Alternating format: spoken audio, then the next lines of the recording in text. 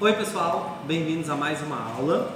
Meu nome é Afonso, eu sou doutorando aqui do programa de pós-graduação em Fisiologia e eu e os meus colegas, a Caroline e o Breno, que estão atrás do celular, vamos gravar essa aula para vocês a respeito da propagação assexuada ou propagação vegetativa. Então, esse fenômeno da propagação assexuada, ele já acontece para algumas espécies, para algumas famílias até, de forma espontânea. Por exemplo, as gramíneas, algumas ingiberáceas, todas elas conseguem gerar novos indivíduos sem passar pela fase sexuada de cruzamento, formação de flor, fruto e tudo mais, e semente. Esse fenômeno que acontece na natureza, a gente consegue explorar de forma comercial e acadêmica. Então, algumas técnicas existem que permitem que a gente faça uso da totipotência celular, ou seja, uma única célula carrega todo o material genético que define um indivíduo. Então, através disso, a gente consegue fazer com que novos indivíduos sejam gerados em laboratório, ou até numa situação de caso de vegetação nem tão controlada assim. No nosso caso aqui, do Laboratório de Cultura de Tecidos da Biologia, eu trouxe alguns exemplos de técnicas que vão explorar a propagação assexuada. Uma dessas técnicas é a calogênese. Através da calogênese, a gente manipula o balanço hormonal entre auxinas e citocinas para que aconteça uma multiplicação desenfreada e não diferenciada de células. Então aqui tem um exemplo de um calo, de uma folha de café. Então nós tínhamos a folha que veio do campo, ela foi seccionada e foi colocada no meio, contendo a auxina. Depois, as células ainda com capacidade meristemática dessa folha, elas começaram a se dividir. E, finalmente, elas formam esse calo. A partir dessa formação do calo, alterando novamente o balanço entre auxina e citocinina, a gente pode tanto promover a formação de embriões, pelo fenômeno que a gente chama de embriogênese, e a gente também consegue fazer o desenvolvimento de raízes ou de novas brotações através da organogênese. Dessa forma, ao final do processo, nós vamos obter centenas, milhares de embriões com a mesma carga genética da planta-mãe. Isso é interessante porque no melhoramento de algumas espécies, como o eucalipto, a bananeira, o café, morango, orquídeas, enfim, várias outras espécies, essa técnica é utilizada para produzir embriões em larga escala. A partir desses embriões, novos indivíduos serão gerados. Quando também nós temos essas plantas in vitro, a gente pode fazer o que a gente chama de repicagem, que é uma técnica em que um único broto ou um único segmento que possui vários brotos, a gente vai separar esses brotos e cada um deles vai dar origem a um novo indivíduo que é um novo clone.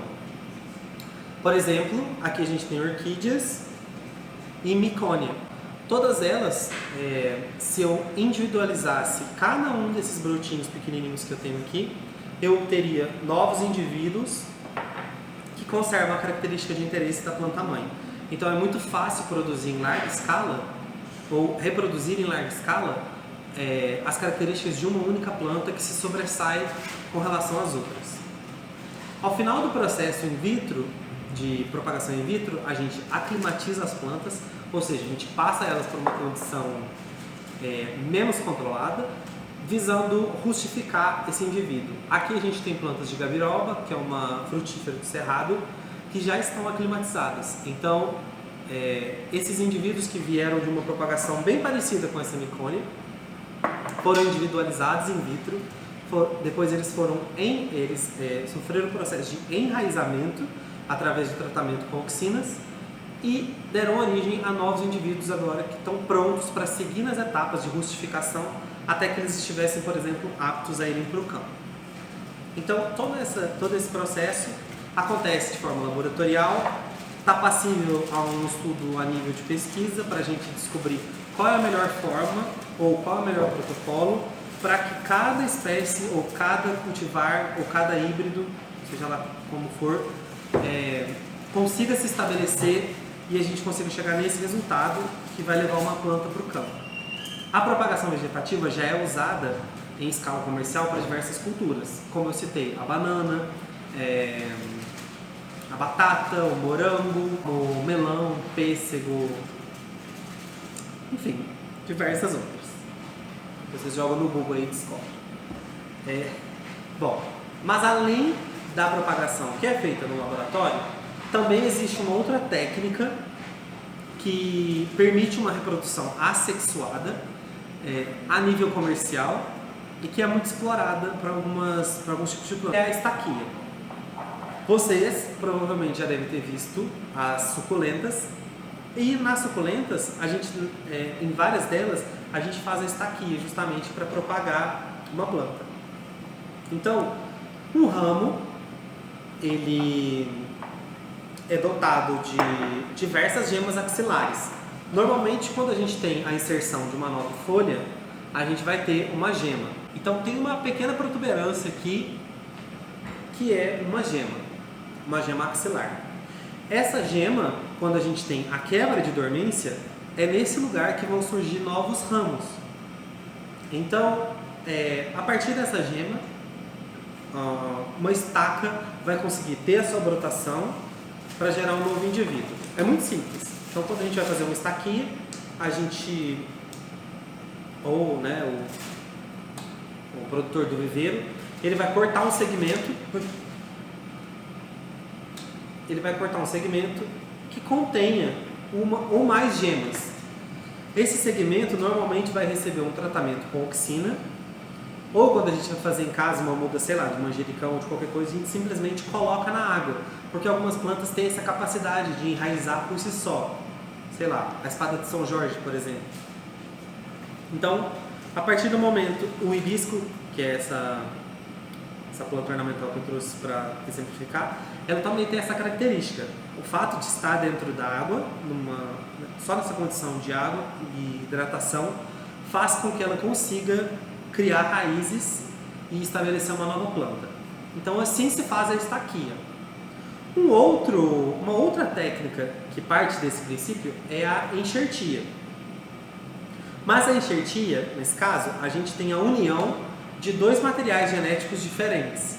Isso é usado muito, por exemplo, na indústria da citricultura, porque a gente pode usar um porta-enxerto, que seria a parte de baixo, um porta-enxerto com características de raiz que são interessantes, para sustentar o enxerto, que é a parte de cima, e vai ser a que vai originar a parte aérea, que tem as características de fruto e de produção de folhas ou flores, que é do nosso interesse. A enxertia é muito simples, mas ela é de difícil execução. Nesse caso, a gente teria, por exemplo, sei lá, uma pera silvestre e uma pera comercial. Aí a gente teria que ter a parte de baixo, um corte, normalmente em diagonal, ou então é feito através da garfagem, que é uma outra técnica de enxertia. A gente vai fazer um corte aqui. E a gente vem, então esse vai ser o porta-enxerto. Aí eu pego o meu enxerto, que é o meu material de interesse, e eu também vou fazer um corte nele. Deu uma mascada aqui, tudo bem? Bom.